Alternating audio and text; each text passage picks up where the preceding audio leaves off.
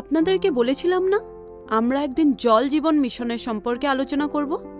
জল জীবন মিশন মানে কি, কার জন্য এই মিশন, এই প্রকল্পটির রূপায়ণে আমাদের কি কি দায়িত্ব আছে, আজকে আমরা সেই বিষয়ে আলোচনা করব। আপনারা শুনতে প্রস্তুত তো? হ্যাঁ, প্রস্তুত। তাহলে শুনো, ভারতবর্ষের মাননীয় প্রধানমন্ত্রী মহোদয় 2024 সনের মধ্যে গাঁও অঞ্চলে বসবাস করা প্রতিটি লোকের বাড়িতে কার্যক্ষম ঘরোয়া কল স্থাপনের মাধ্যমে একটি নির্দিষ্ট পরিমাণে বিশুদ্ধ জল সরবরাহ করতে প্রতিশ্রুতিবদ্ধ। এই উচ্চাভিলাষী প্রকল্পের নামই জল জীবন মিশন।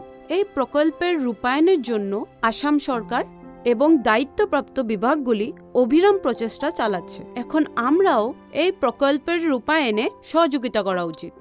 আমরা কি করতে হবে বলছি। প্রথমে আমরা জেনে নেই একজন মানুষের জন্য প্রতিদিনে কত লিটার বিশুদ্ধ জল প্রয়োজন। কত লিটার?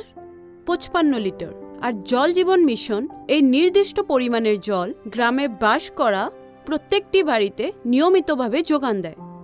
সেই নির্ধারিত জল BIS 10,500 অনুপাত 2012 গুণমানের। এই জল আমরা আমাদের উঠানের ট্যাপ খুললেই পাই। আগের দিনে এই ধরনের জলের জন্য মানুষকে খুব কষ্ট করতে হয়েছিল। কেউ হয়তো দূরের নদীর থেকে, বা কেউ পুকুর থেকে, আবার কেউ তো দমকল থেকে বা কুয়ার থেকে তুলে আনতে হতো। এটা করতে খুব কঠিন ছিল কি না?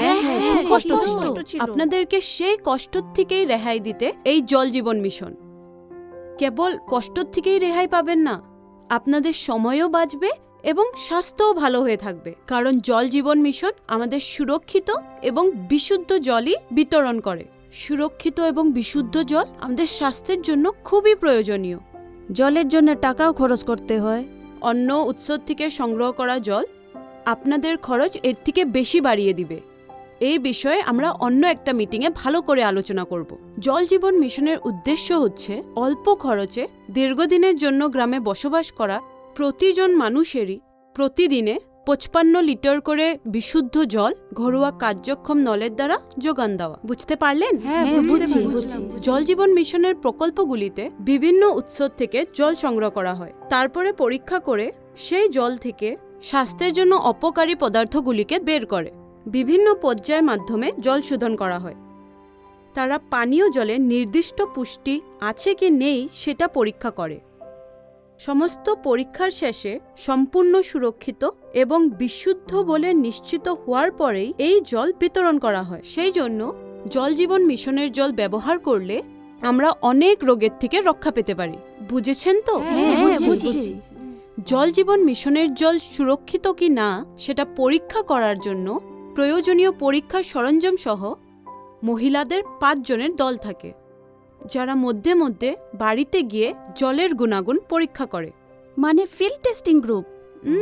সেটা আমাদের জন্য সুরক্ষিত জল যোগানের একটি প্রচেষ্টা। বিনামূল্যের জল ব্যবহার করা অনেকেই এই প্রকল্পে পয়সা খরচা করতে হয় বলে আপত্তি করে। আপনারা বিনামূল্য ভেবে থাকা জল মাসে কত খরচ করায় সেই বিষয়ে আমরা অন্য একদিন কথা বলবো বলে বললামই তো। এখন একটি ছোট উদাহরণ দিচ্ছি। এখানে সরকারে দেওয়া স্কুটি বা সাইকেল পাওয়া কোনো মেয়ের মা আছে কি? হ্যাঁ, আছি। মেয়ের স্কুটারের পেট্রোল বা তার সাইকেলের মেরামতির জন্য কে টাকা দেয়? আমরা নিজেই। সেইভাবেই সরকারে অনেক টাকা খরচ করে আমাদের জন্য জল জীবন মিশনের প্রকল্পগুলি নির্মাণ করে দিয়েছে। দীর্ঘ সময় ধরে এই প্রকল্পগুলি চালানোর জন্য প্রয়োজনীয় বিদ্যুতের খরচ পরিশোধনের জন্য দরকারি সামগ্রীগুলো কেনার জন্য ন্যূনতম মাসিক ফি নেওয়া হয়। তাও এটি আপনাদের জল গ্রাহক কমিটি নিজেই নির্ধারণ করে। এখন সেই সম্পদের মালিক আমরাই, এবং দীর্ঘ সময়ের জন্য এদের যত্ন নেওয়া আমাদেরই দায়িত্ব। কারণ এই জল জীবন মিশনে আমাদের স্বাস্থ্য, আর্থিক, সামাজিক সব দিক দিয়েই এগিয়ে যেতে সাহায্য করে। তাহলে বুঝতে পারলেন তো? হ্যাঁ, পেয়েছি।